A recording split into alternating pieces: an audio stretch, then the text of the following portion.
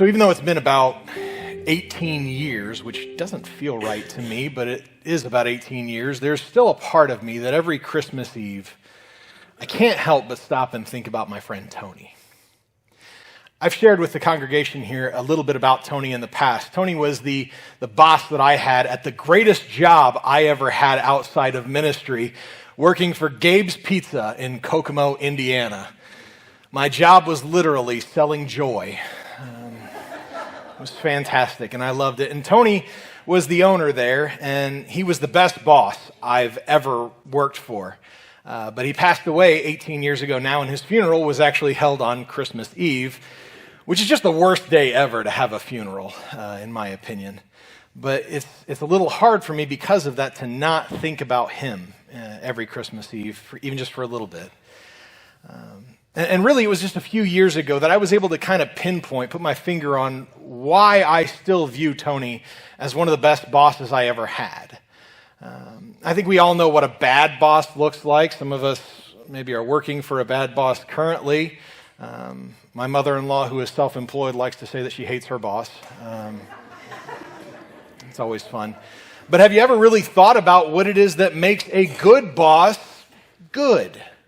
What is it about that person that makes them somebody you want to work for? And I was chatting with somebody in Kokomo a few years ago, and this person knew Tony, but they never worked for him at Gabe's, so they didn't have that association with him. And I told them that as much as I love Tony the person and everything, he was the best boss I'd ever had. And he just kind of stopped there, and he said, what was it about Tony that made him so much fun and so good to work for? And I had to really think about it, because I always just knew he was the best boss. I never thought of why. Why is he the best boss? And after a minute or two, I was able to put my finger on it. See, it wasn't the fact that he just cared about us as employees. So much so that at his funeral, I wasn't expecting to get emotional, but here we are. At his funeral, there was actually a section of reserved seating that was labeled Tony's Kids, and every one of us knew that that's where the Gabe's Pizza employees go. Tony never had children of his own, so if you worked for him, he considered you to be one of his kids. It wasn't also just because that if he liked you, you got a nickname. Not to brag, I had 3.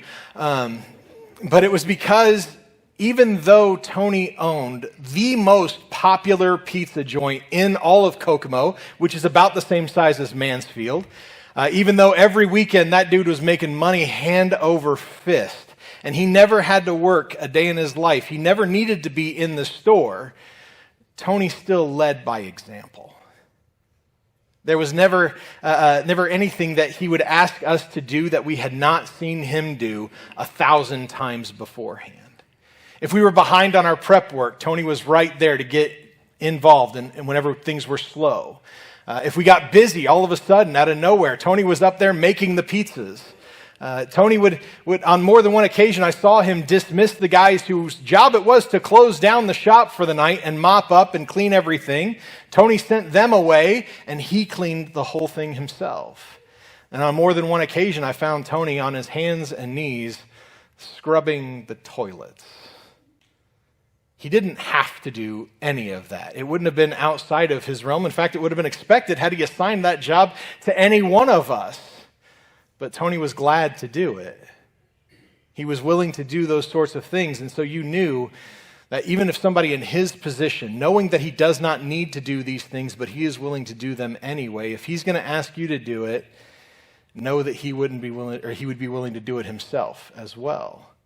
And because of that, it made you want to work all that much harder for him, because a person in his position, in his title, in his status, in his economic standing, did not need to be doing these things, but was willing to do them anyway. He didn't have to, but he did it anyway. Whenever you see someone doing things that they don't need to be doing, again, because of their status or their authority over you, but they're still doing those things, it can be a little bit jarring for us. We don't expect to see those people doing that thing. Instead, we kind of view them as using that authority to be the ones to tell other people to do those things. Whether they're the owner of the business, the CEO of the company, your manager, anybody who is over you, when you see them willingly doing those things, It kind of shocks us to see that, and it makes us want to do more things for them. It inspires us with confidence to know that this person is not going to ask me to do anything that they're not willing to do themselves. And if they're willing to do these things that we would consider to be demeaning or below their position. If he is willing to do that, then I should be all the more willing to do so. When you know that that person is never going to ask you to do something they won't do themselves, and they are willing to demonstrate that for you, those are the types of people that you want to follow in their example. There may be some of you, our regular members, who are a little surprised to see the title graphic still up on the screen. For the last 6 weeks, we have run the concept of surrender over and over again. We have beaten that horse till it's dead, then brought it back to life, and then beat it some more. We have talked about everything that there is to talk about, surely. We've talked about how it's such a difficult thing for us to do. We've pointed out that it's necessary for our faith. We've talked about numerous times that it's hard for us even to surrender when it comes to our pain. We've also talked about the fact that surrender isn't just for our benefit, it is also for the benefit of the people that are around us. And just this past Sunday, we gave us concrete example of how to surrender and what that surrender means. And so surely there's got to be some of you wondering, why in the world are we still talking about surrender? And I would tell you it's because we haven't asked what I consider to be the most obvious question to ask in any scenario like this one. The most obvious element that has everything to do with why we're here tonight, and that is, why should we surrender in the first place? Right? When you're 2 years old, your mom asks you to do something. First thing out of your mouth is, why? It's the question that haunts every parent, and yet it is the most obvious and basic question that we can ask in any scenario. And so if we're going to continue to talk about surrender, we have to ask the question, why? Why does God want us to surrender to him? Why is this an expectation of his followers to surrender unto him what our lives are? Why would he give us this life and then ask us to surrender it? And again, as we've already indicated, the answer to that is found in why we're here tonight to begin with, because we are here tonight to celebrate the surrender of Jesus himself. And some of you might be a little confused by that. You might be thinking, well, hey, Brandon, I think you're getting things mixed up. That sounds more like an Easter message, not a Christmas one, right? We're not used to that. But understand, there is a surrender of Jesus that we don't really ever discuss. It's something that we kind of know about, but we don't really examine it or explore it for ourselves. And so I thought that as we're here to celebrate this surrender of Jesus, let's talk about it tonight. Let's continue to look at what the surrender of Jesus is. Here's the thing, as Christians, we know that Jesus himself is both fully God and fully man. And yes, that is a confusing statement if you're unfamiliar with it. The best explanation I can give you is he's Jesus and he can. That's all I got. It is considered a fundamental element of our faith as Christians, though, and so we have to ask the question that if Jesus is fully God and he's fully man, and God himself is eternal, then what was Jesus doing before his birth? What was his role? What was his position? Who was he? If God is eternal, Jesus is God, and we give him that title of Emmanuel, which literally means God with us, then what was Jesus doing before he was Emmanuel? Unfortunately for us, Scripture is incredibly clear on Jesus' position before the events of Christmas. In John chapter 1, verses 1 through 3, we read, "In the beginning was the Word, and the Word was with God." And the Word was God. He was in the beginning with God. All things were made through him, and without him was not anything made that was made. John points to the notion that before the events of Christmas, before Jesus took on flesh and became the Emmanuel, he was with God. And where do we tend to believe that God resides? It's not rhetorical. Come on. Heaven, right? What is heaven? Heaven is paradise. Heaven is what we consider to be the end-all, be-all. It is the end goal of every person in every life. When someone passes away, we think, man, I hope they're in heaven. right? We fantasize about what heaven could be. For me, heaven is a flowing river of sausage gravy with biscuit rocks next to it. Right? You picture it your way, I'll picture it mine. We'll not worry about which one of us is theologically correct. But heaven is considered to be the end-all, be-all. And if Jesus is with God, that means that Jesus is there. He is in the most joyous place that we could ever imagine. And that would imply that before Jesus came to this earth, he would have to surrender his position in the kingdom of heaven. Give up perfection itself so that he could put on flesh and come here with us. That surrender alone should be enough to completely blow our minds. It should be the sort of surrender that makes us stop and go, wow, that Jesus would give up the entirety of heaven itself to come here on this messed up world that we have screwed up at every opportunity that we possibly could to make his space around us as messed up people. If that's all it is that just Jesus put on flesh and came to earth, that that's the only surrender that Jesus does, that should be enough to blow our minds. But what did he do when he was here? He didn't stand aside and say, I am the Son of God, worship me. He didn't expect his disciples to come and bow at his feet at every golden opportunity. Instead, every time we see Jesus in the Gospels, he is in service to other people. He is helping, he is healing, he is teaching, he is guiding, he is explaining further the kingdom of heaven. He is literally wrapping a towel around his waist to do the dirtiest, most disgusting job that anybody could think of in that time period. He surrendered the authority that he had over us to come and to serve us. And even take that surrender further than that. But the Apostle Paul in Philippians chapter 2, verses 5 through 8 puts it much more eloquently than I think I ever could.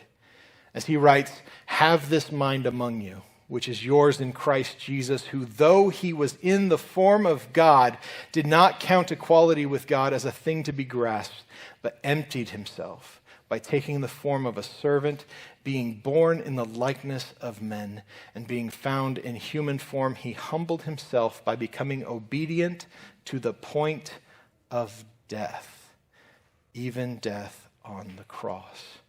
Paul writes that Jesus did not consider having equal footing with the Father as something to be exploited or used to his advantage. Jesus surrendered the position that he had in heaven to come and to further surrender himself in service to others, and even surrendered himself further than that by becoming the final sacrifice in order to restore God and humanity.